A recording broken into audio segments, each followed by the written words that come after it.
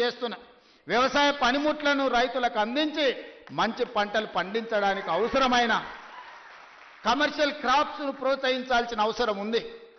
ఎందుకంటే వ్యవసాయం లాభసాటిగా కావాలి.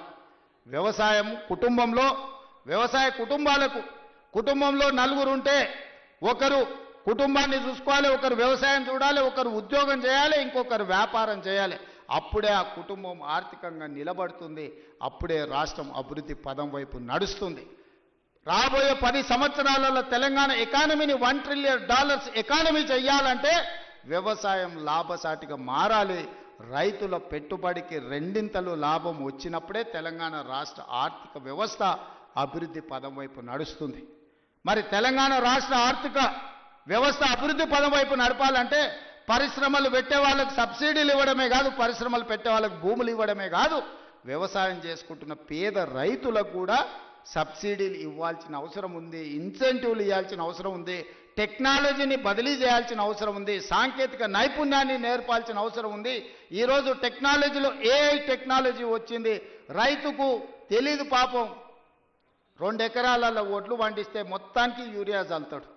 కానీ ఎక్కడ సమస్య ఉందో అక్కడనే చల్లగలిగిన సాంకేతిక నైపుణ్యాన్ని తెస్తే ఎరువుల బాధ దప్పుతుంది, కలుషితమైన ఆహారం తగ్గుతుంది, భూమి సారవంతమైన నేలగా ఉంటుంది. ఇట్లాంటి సాంకేతిక నైపుణ్యాన్ని కూడా ఈరోజు వ్యవసాయ శాఖ నేర్చుకోవాల్సిన అవసరం ఉంది, రైతులకు నేర్పాల్సిన అవసరం ఉంది. అదేవిధంగా ఈరోజు వ్యవసాయ పంపు సెట్లు సంవత్సరానికి దాదాపుగా 17,000 కోట్ల రూపాయలు ఉచిత విద్యుత్తుకి ఈరోజు మనం ఖర్చు పెడుతున్నాం. ఇవాళ అదే సోలార్కి మనం మారిపోతే సోలార్తోని మీ వ్యవసాయం ఉచితమే కాదు, మీరు సోలార్ విద్యుత్తు ద్వారా నెలకు 2,000 3,000 మా ఆడబిడ్డలకు ఆదాయం వచ్చేటట్టు విద్యుత్తు శాఖకు సంబంధించి ఉప ముఖ్యమంత్రి గారు ప్రణాళికలు చేస్తే రైతులు సిద్ధంగా ఉన్నారు. దానికి అవసరమైన పెట్టుబడి మనం పెడదాం. కొన్ని వేల కోట్ల రూపాయలు ఒకసారి పెట్టుబడి పెట్టినా 25 సంవత్సరాలు ఈ రైతులకు లాభసాటిగా ఉంటుంది. వాళ్ళు వాడుకునేది వాడుకోగా మిగిలిన విద్యుత్తును మీకు అమ్ముతారు. ఈరోజు మా రైతులు అదాని అంబానీలతో పోటీ పడే విధంగా తీర్చిదిద్ది సోలార్ విద్యుత్ ఉత్పత్తిలో అదానీలతో పోటీ పడే విధంగా మా రైతుల్ని ఇంటికాడ కూర్చున్న వాళ్ళకే ఆదాయం వచ్చే విధంగా ప్రణాళికలు చేయాలి.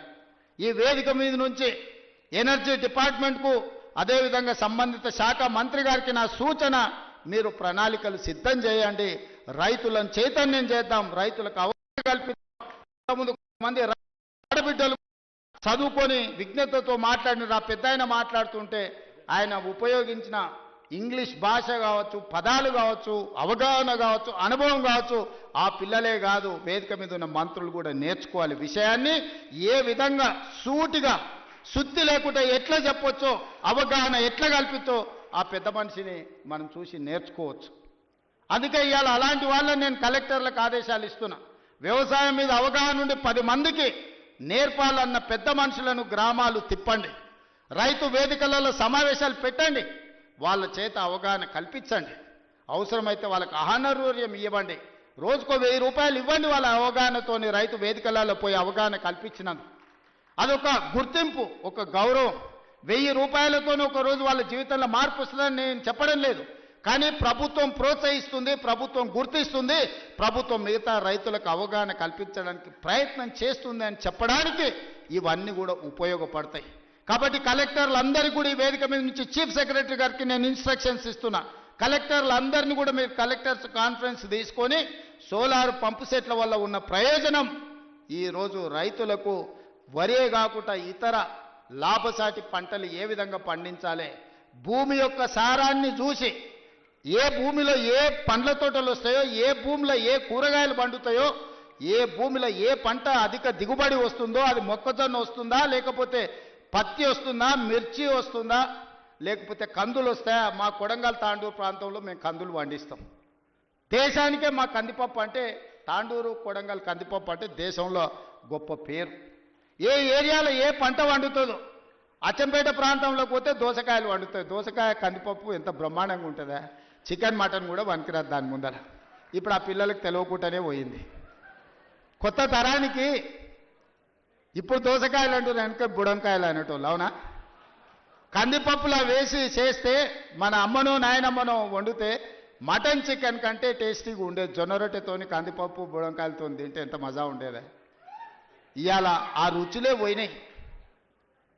అందుకే ఈరోజు పంట మార్పిడి జరగాలి, ఆలోచనలో చైతన్యం రావాలి, ప్రజలకు ఉపయోగపడాలి. మనము పోయి ఎక్కడెక్కడనో పోయి ఏదో కొత్త రకాల వంటలు, కొత్త రకాల డైట్ అని తీసుకొస్తున్నారు కొత్త కొత్తవి. ఎందుకంటే మన పెద్దోళ్ళు మనకి ఇచ్చిపోయారు. జొన్న రొట్టె తినండి, మీ బట్టలు మీరు ఉతుక్కోండి, 6 ప్యాక్ ఉంటుందో లేదో మీకు తెలుస్తుంది. మీ బట్టలు మీరు ఉతుక్కొని జొన్న రొట్టె తింటే మీరు ఏ జిమ్ములకి వెళ్ళి కండలు పెంచాల్సిన పని లేదు. ఆటోమేటిక్గా మీరు 6 ప్యాక్ తయారవుతారు. అవేవి చేయకుంటుండి జిమ్ములలో పోయి స్టెరాయిడ్స్ వారి ఆరోగ్యాన్ని పాడు చేసుకుంటారు. అందుకే ఈరోజు మా రైతులను ఇన్ని లక్షలాది మందిని వేదిక మీద నుంచి, వ్యవసాయ యూనివర్సిటీ నుంచి లక్షలాది మంది రైతులను ఉద్దేశించి ప్రసంగించడమే కాదు, వాళ్ళకి వేలాది కోట్ల రూపాయలు బదిలీ చేయడం ఇదొక మర్చిపోని జ్ఞాపకం. మీ అందరికీ ఈ ప్రభుత్వం అండగా నిలబడుతుంది.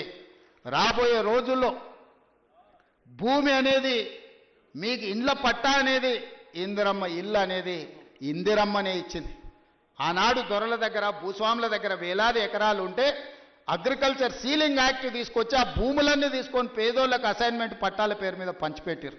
అటవీ ప్రాంతంలో ఉన్న ఆదివాసులకు, లంబాడ సోదరులకు పోడు భూముల పట్టాలు ఇచ్చి వాళ్ళని భూ యజమానులను చేసింది. ఇల్లు లేనోళ్లకు ఇంటి పట్టా ఇచ్చింది, ఇల్లు కట్టుకోలేని వాళ్ళకు ఇందిరమ్మ ఇల్లు కట్టించింది. డబుల్ బెడ్రూమ్ ఇల్లు అన్నాడు. ఎవరికన్నా ఇక్కడ ఉన్న పేద రైతుకు డబుల్ బెడ్రూమ్ ఇల్లు వచ్చినాదే. కానీ ఇవాళ లక్షలాది ఇందిరమ్మ ఇండ్లు ఇవ్వడానికి మనం ముందుకు వచ్చినాం. మీరు ఇండ్లు కట్టుకోండి, ఒక ఇంటి వాళ్ళు కాండి, ఉన్న ఊర్లో ఇల్లు, ఇంత వ్యవసాయ భూమి అనేది మన ఆత్మగౌరవం. అంతకుమించి రైతులు ఏం కోరుకుంటలేరు. వాళ్ళు కష్టపడ్డ పంటకు వాళ్ళు గిట్టుబాటు ధర అడుగుతారు.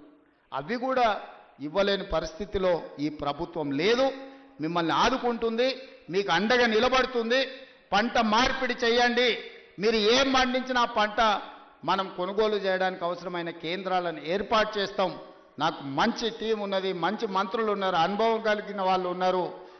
నాకు మంత్రిగా అనుభవం లేకపోవచ్చు, కానీ అనుభవం కలిగిన మంత్రులు పెద్దలందరూ ఉన్నారు. వాళ్ళందరి సహకారంతో ఒక మంచి పరిపాలన అందించి తెలంగాణ రాష్ట్రం దేశానికి ఆదర్శంగా నిలబడే విధంగా, తెలంగాణ రాష్ట్రం ఈ దేశంలోనే మొదటి స్థానంగా ఉండే రాష్ట్రంగా తీర్చిదిద్దే బాధ్యత తీసుకుంటాం. ఎవరు ఎన్ని గోల పెట్టినా, ధర్నాలు చేసినా, రోడ్డు మీద బండి దొల్లినా, తొడుక్కున్న బట్టలు చించుకున్నా 10 ఏళ్ళు మన ప్రభుత్వమే ఉంటుంది. నేను ఈ మాట చెప్పదలుచుకున్నా. వాళ్ళని చూడండి, వాళ్ళ మాటలు చూడండి. అసూయ, అక్కసు, కడుపు నిండా విషం కనిపిస్తుంది, అహంభావం కనిపిస్తుంది, బల్పు కనిపిస్తుంది మాటలలో. చూడండి టీవీ ముందర మాట్లాడేటప్పుడు ఒక్కసారి. ఎందుక 10 ఏళ్ళు వేలిండ్రు కదా, అన్ని అవకాశాలు ఇచ్చారు ప్రజలు. మిమ్మల్ని ఎవరు చేయొద్దన్నారు? రైతు భరోసా ఇవ్వద్దన్నారా? లేకపోతే రైతుకు పండించిన పంటకు గిట్టుబాటు ధర ఇవ్వద్దన్నారా? రైతు రుణమాఫీ చేయొద్దన్నారా? మీ కాలంలో సర్పంచుల బిల్లులు చెల్లించొద్దన్నారా? కాంట్రాక్టుల బిల్లులు చెల్లించొద్దన్నారా? రోడ్లు వేయొద్దన్నారా? చెట్లు పెంచొద్దన్నారా? ఎవరన్నారే? 10 ఏళ్ళు మొత్తం మీ ఇష్టారాజ్యంగా పరిపాలన చేసి రాష్ట్రాన్ని రావణ కాష్టంగా మార్చి, రాష్ట్రం మొత్తం విధ్వంసం చేసి బొందల గడ్డగా మార్చి, ఇంకా సిగ్గు లేకుండా రోడ్ల మీదకి వచ్చి మమ్మల్ని తిట్టే పని చేస్తున్నారు. మీరు ఎన్ని తిడితే ఆ తిట్లన్నీ ఆశీర్వాదం కింద మారుతాయి. అందుకే వాళ్ళని పట్టించుకోవడం మానేసిన నేను. ఎందుకంటే రోడ్డు మీద మనం పోతుంటే అరుస్తూనే ఉంటాయి కొన్ని. అరిసినప్పుడు అరిసిన దానికల్లా వెనక్కి తిరిగి రాయితో కొట్టం కదా. నేను పని చేస్తా, మీరు వాళ్ళ పని చూడండి అని తెలియజేస్తూ మీ అందరి దగ్గర సెలవు తీసుకుంటున్నాను. ఒక నిమిషం అందరూ గౌరవనీయులు